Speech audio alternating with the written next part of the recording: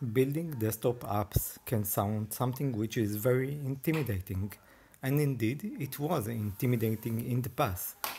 But thanks to today's technologies, it can be done pretty easily with plain UI libraries which are used for HTML and websites. In a recent post published in dev.to, Sridhar is showing how easily it is to build desktop apps with plain HTML, CSS and JavaScript.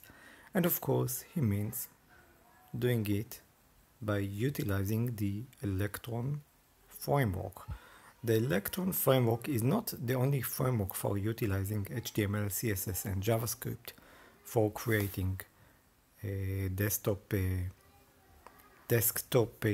applications, and indeed it generates a big installation file. So when you usually download an Electron app, even if it's just a hello world, you can easily find yourself downloading 50 megs of bytes for the installation file and for the applications. With that said, let's move on to see how Sridhar is showing how to create a desktop app. So he is using HTML, CSS and JavaScript, and of course he's using the Electron, which is the most common way today to build desktop apps. And not only he's using Electron, but he's using it together with Electron Forge. If you use Electron directly, as he says, then there is some manual setup required. But he does not use it directly because he uses Electron Forge. Electron Forge is like a starter kit which bootstrap your application with either you choose with Angular, React or Vue or other frameworks that usually if you use Electron directly you will need to manually generate and use them. So it makes it much easier, and it provides some template applications for Angular, React and Vue and other frameworks. It also provides you with a way to easily build and package the application that you write. So it wraps around the Electron and allows you to create desktop apps a little bit more template and more standard way, you may say. So the prerequisites. First, he mentions in this post that you need to have Node.js installed. Then install Electron Forge. He's installing it globally. Here's how he installs Electron Forge. As you see, he's using the npm install -g Electron Forge, which means he already has Node.js installed and npm installed. So it's simply an npm package. How lovely. You simply install another npm package and you get Electron Forge. Then he starts writing up the application. For that, he uses the command Electron Forge init,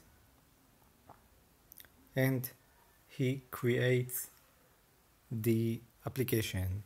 So he uses Electron Forge init simple desktop app. This just runs the command Electron Forge with the subcommand parameter init and your application name. So you have just created an application named simple desktop app. It seems like you have one and you can start your desktop app. So you start it with, you first change to the directory where your Electron app is, and then you run npm start to start your application.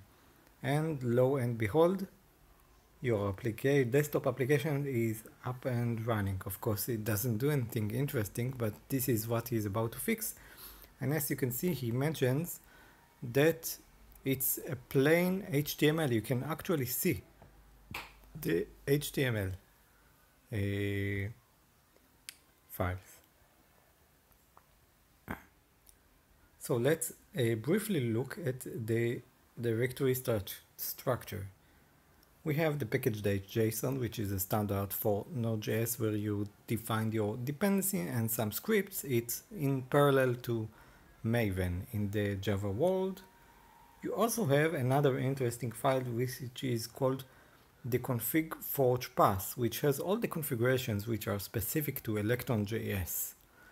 For example, the make target is used to specify the target make files for various platforms in Windows and Mac and Linux. So these are files specific to Electron. Also, the package.json has a link to the main, and the main is the src index.js, and this is like your main app.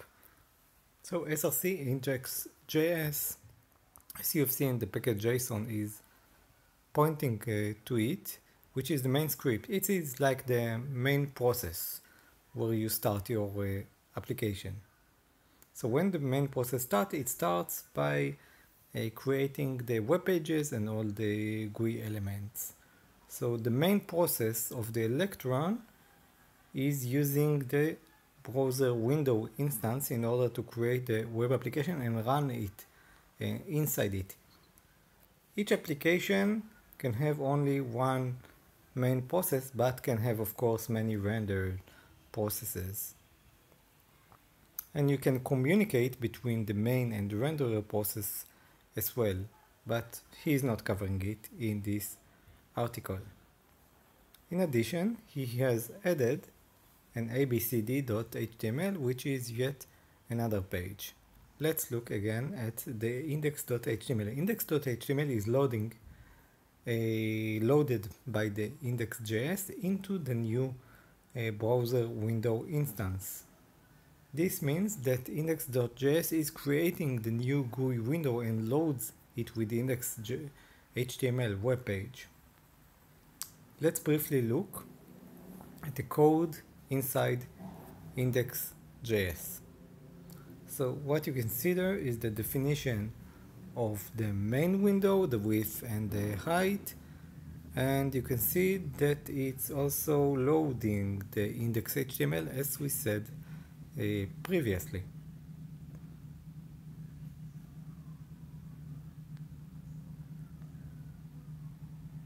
And now we are adding some logic, which is a temperature converter application, so it will not do any special I/O or something like that. For that, he's installing Bootstrap. Look how lovely it is. He's installing Bootstrap for a desktop application. The way to install Bootstrap is simply by npm install bootstrap --save. This is extremely powerful. And then he just edits as a standard HTML, where not all of us are GUI programmers, including myself. I am backend, but this looks pretty naive. So he has the temperature converter, he has a form here. Where is the form? Let's look for it. No form here, but we have the label and the input type.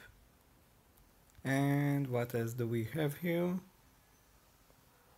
Label and the input type and the temperature. Okay, which is a form control. And here is a link to the renderer.js. So what did he do there? He created a text box with ID Celsius.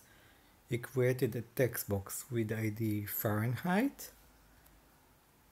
And he has a function which is calling Fahrenheit to Celsius. Let's see it, Fahrenheit to Celsius. Here it is. On key up, so whenever you will press something, it will convert. It will call the JavaScript function Celsius to Fahrenheit. So whenever a value is typed, it would call a JavaScript function. And the two functions that he is calling is inside renderer.js. He's just included it. And here is the actual body of the function. No need to get into it. It's simply doing a document get element by ID Celsius. It's taking the values from the HTML and converting them. That's all. Next, to run the application, simply npm start. See, You've just did npm install, npm start, you created some HTML, and you have a desktop application. And here is our desktop application. Plain HTML, nothing specific, and it works great, except that it's a little bit slow. Now he's packaging the application. Again, pretty straightforward. npm run package.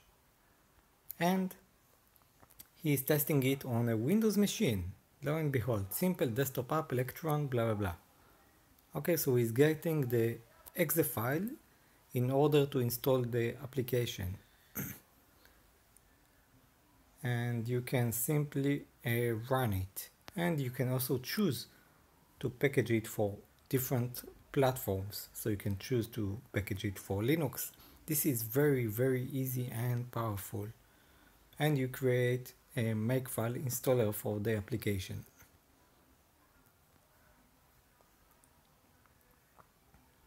And the make will create the actual installer that you can ship to users. Here's the link to the code. I will put some links below in the description to the original blog post and some more useful links that I'm using. So this was it for this brief, and I will see you next time with the next update on various topics from UI to backend to machine learning.